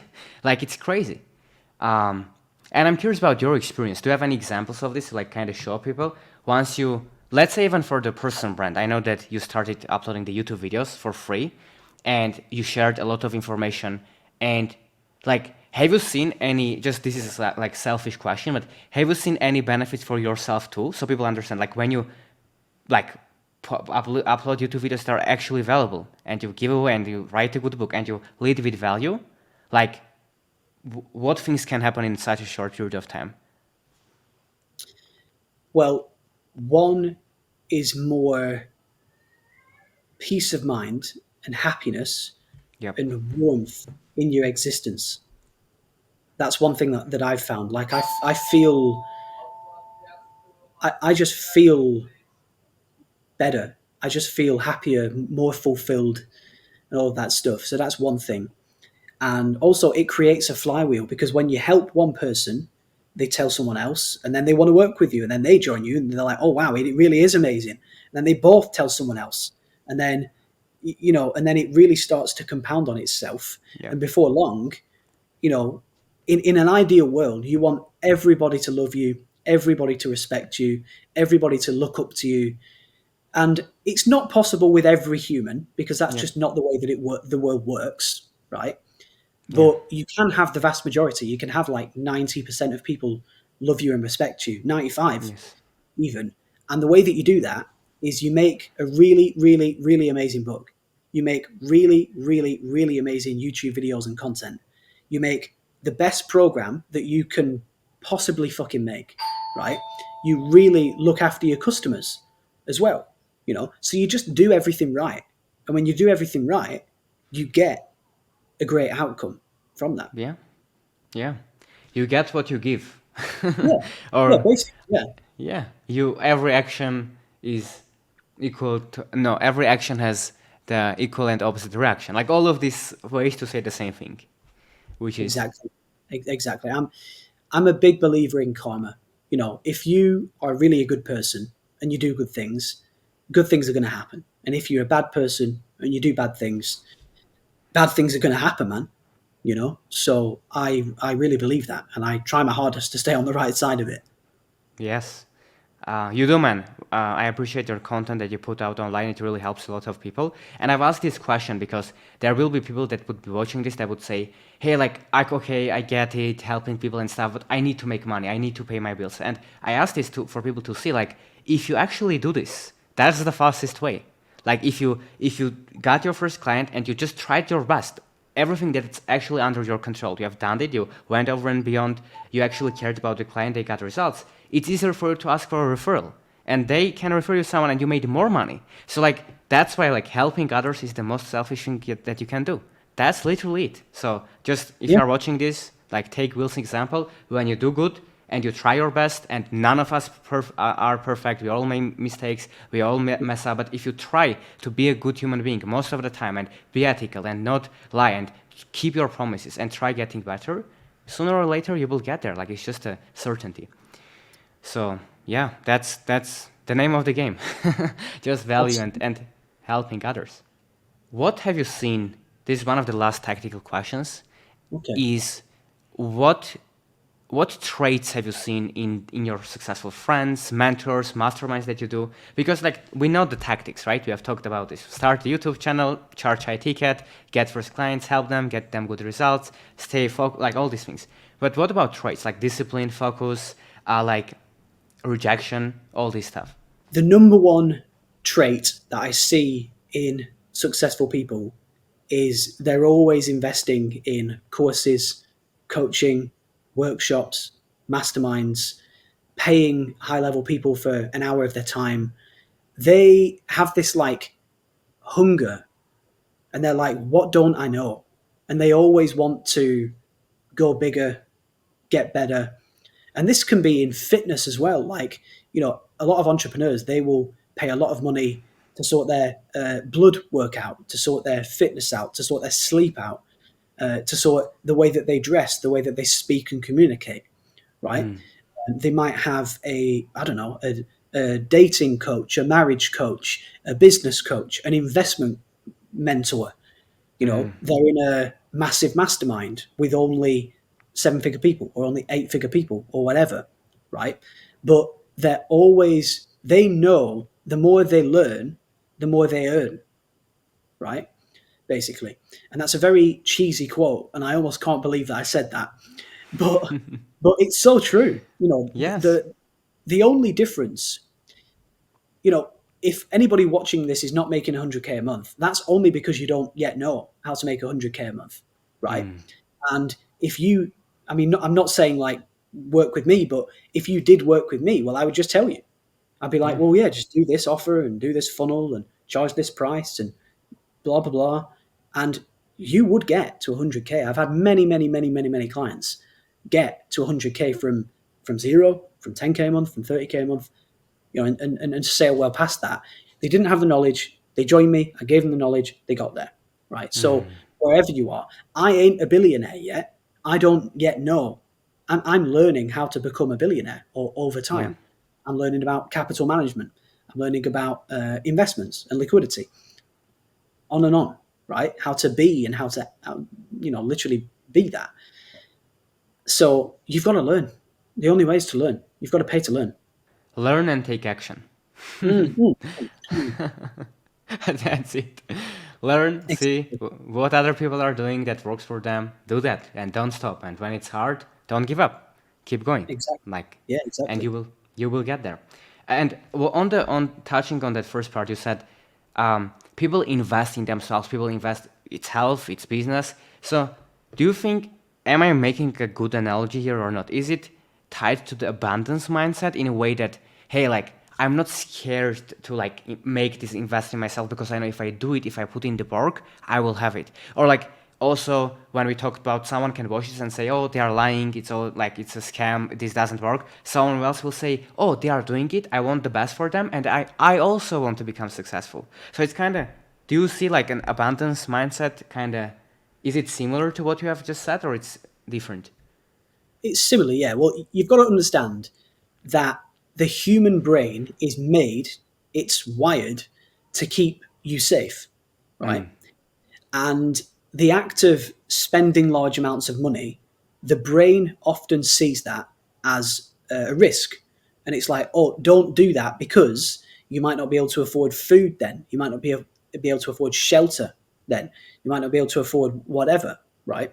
So I mean, obviously, this changes over time with how much money you have, right? But that's why most people don't invest in themselves. It's because they don't understand and they can't overcome that natural fear that's in us all to some level, you know. Yeah. So if I bought like a $3 million apartment right now, there would be some fear in that because yes, I can afford it and yes, I make good money, but that's a large amount of money, man. Yeah. So I would be a bit on edge. I'd be like, God, is this right? Is it the right location? Am I going to really want it? On and on and on, right? Yeah. So equally, someone that doesn't have much money, 5K might be a serious investment, and it's scary because it's like, oh, what if it doesn't work? What if I don't like this? What if I can't figure it out? What if it's not good? What if this is actually a rubbish program, right? These are all natural thoughts, but you've got to overcome them, man. You've got to just think with logic, not emotion, because the brain is emotion, right? I'm a very logical person, so I just think like, right, does this person have what I have? Yes. Are they where I want to be? Yes. Do most people say that they are great and they're very, very good at what they do? Yes. Can I afford it? Like, would it kill me to spend that money? No. Right, well, I should probably do it then. So logically makes complete and utter, So just Yeah. think like logically about this stuff. Just fight. You've got to fight that primal fear. And if you're feeling the fear, just understand you should. I'd be more worried if you weren't. If someone Yeah. came to me and was like, "Oh, I've got 20 grand, can I just give it to you?" I'd be like, well, probably not. No, I Yeah. don't think you What's should. wrong? Yeah, because I Yeah. mean, you need to keep some for food and for rent and for whatever, Yeah. you know. So it's just that's that's what I'd say. Agreed, man. So logic, like just like don't let your emotions stop you. And by the way, for fear, like as you said, it's natural, right? Like exactly, like you cannot not feel fear. And I love this when they said like courage is basically feeling the fear and doing it anyway. Because if you didn't have had the fear, if you didn't have the fear, it wouldn't be courage. Like that's the whole point. Like the only reason that we respect people that make bold moves, that go after their dreams, is because they have fear. If they didn't, it's not interesting. So like it's okay to feel all of these things, but you need to act anyway. You need to think logically anyway.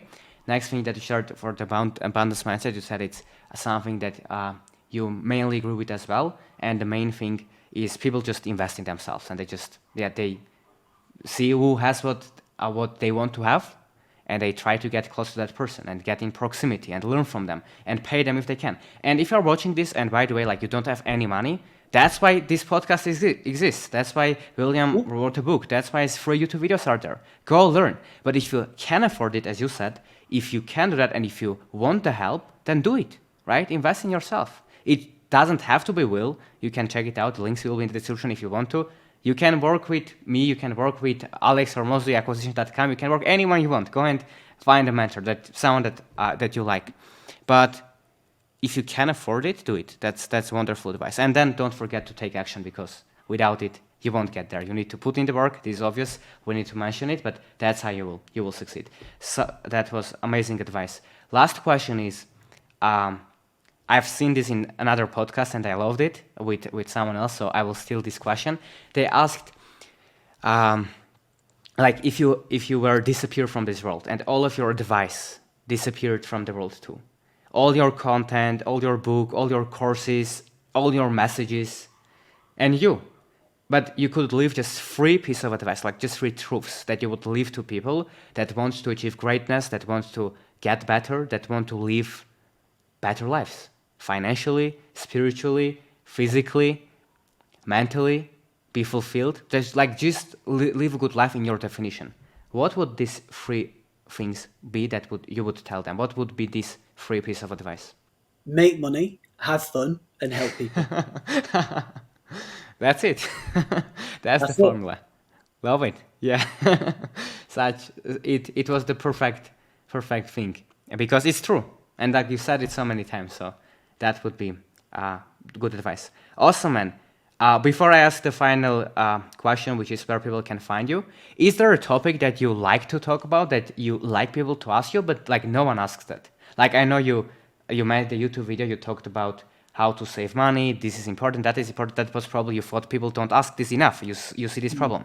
Is that or anything else that you like, no one talks about it, like no one asks you on the podcast, and like you love to share it, it's important? Yeah, somewhat, yeah. So one thing that I am big on, that I'm very, very, very focused on, and that I wish more people would do, is build their own world, build their own infrastructure, right? And what I mean by that is, one of my friends calls it being unfuckable with, right? And what he means is to have, like, your dream houses all over the world, right? Bought with cash. Right. Very large cash reserves. So whatever is appropriate to you, maybe, $2-3 million, give or take. So good cash reserves, spread across bank accounts, spread across countries, on and offshore, very, very well protected.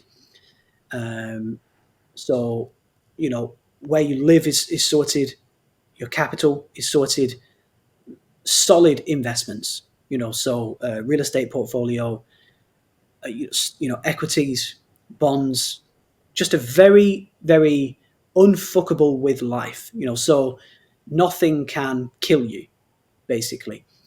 And I really believe in that, because as you build that, it gives you bigger balls, right? And you can take bigger risks as well.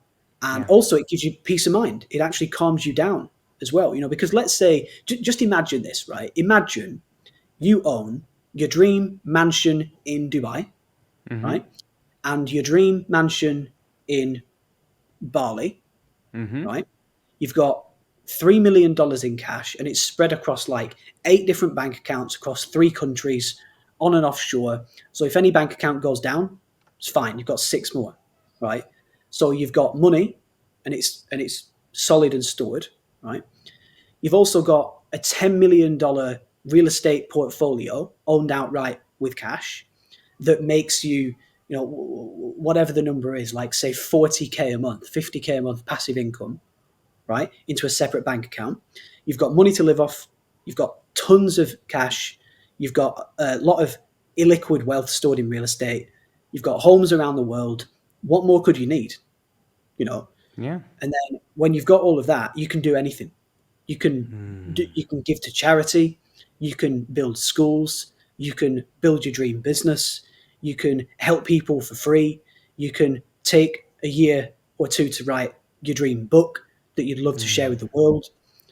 On and on and on and on and on. That is one of my biggest dreams, is to just have an unfuckable with infrastructure that is my dream, my whole entire dream. And I think more people should think about that, because a lot of entrepreneurs just make cash and, invest in Bitcoin and lose some of it, and then buy some watches that sit in the safe and maybe go down or up in value a little bit, waste it on cars that deflate, waste it on dinners and stupid shit. And then they get to like 40, 45, 50, 55, and they don't really have any proper true wealth. They don't have their dream homes around the world. They don't have cash reserves that could last them forever. They don't have investments to feed them and their family and even their friends forever. And I don't want to be that person. Wonderful, man. I think this is such an underrated piece of advice for this reason, because Jeff Bezos uses this thinking, which is like he looks far ahead to the end of his life, and he thinks like, if I'm that person, if I'm 80, 85, 90, if I look back, would I regret this decision or not? And like what you are saying now, there is no way in the world that someone will be 55, 60, any age, 30, 20, whatever it is, and I will say, I regret that I have different houses in different countries and I have cash reserves that you... It's not possible. So like if you think this way, you will never say why I have done this. So like that thinking just proves that this is a very good path. Yeah, I almost see myself as like, right now I'm building 50-year-old Will's dream life, really, and I'm working very hard right now and I love what I do, but I'm basically building my future dream now. Just like I was building the dream that I have now, I was building that and now I've got it. Now I'm building that dream and eventually I'll have that. And then I might build 100-year-old Will's dream, and the way that we do that, like you just said, is to not only make money, not only have fun, but to really help people and build great products, great services, great books, even that actually fucking help people, because that's the only way to get there. You ain't going to get there unless you help the people, and it's the people that get you there. Yes, so true. I've heard this yesterday. It said your wealth and reputation are the agency of others, or are under the agency of others. Not sure if I'm saying this correctly, but I have never heard that said that for. Yeah, I heard someone say, you only get what you want by helping other people get what they want. Get what they want, yeah. So true, so true. That's so true. Like, and when you think about it, like, you can't get wealthy yourself. Like, you get wealth by other people giving you money. And for them to give you money, you need to help them. So like, if you want to make money, if you want to have houses and security and help people and achieve greatness and be free and travel the world and not worry about money and help your family and like pass the money to the next generation, to your kids or to anyone. Like all of these things are not really under your control. They are, but these things will be given to you by other people that you gave first, that you gave to first, that you added value first. So I think it's a great way to close the podcast, which is help people, like do your best, right? We are not perfect, no one is, but like the more you focus on providing value, like Will came here almost 2 hours, right? for free, and we are doing this. We are helping people. Hopefully, this was helpful to someone. I enjoyed it a lot, and that's the name of the game. And if you do it consistently and you just don't stop, you will have everything that you have ever wanted. So that's cool. Cool, man. Any closing thoughts, and where do you want to send people to? I will leave all the links in the description so people can find it easily. But if there's any place that you want to send them to, or any thoughts at the end, let me know. Yeah, well, dude, I just want to say thank you so much for taking the time. Thank you so much for having me on. I hope that the people that listen to this enjoy it and it inspires them and they take value from it. And if anyone wants to find me online, YouTube is the best place to search for my name, William Brown. Second to that, I would recommend buying my book. In my largely biased opinion, I think you will really love it. I think you will really take a lot of value from it. It's everything that I've ever learned through all the time, all the effort, all the money invested. It's all in there for like £10, So it's the value equation is pretty solid, and I hope that you'll agree. That's it. Yep. Awesome, man. It was a pleasure to have you on too.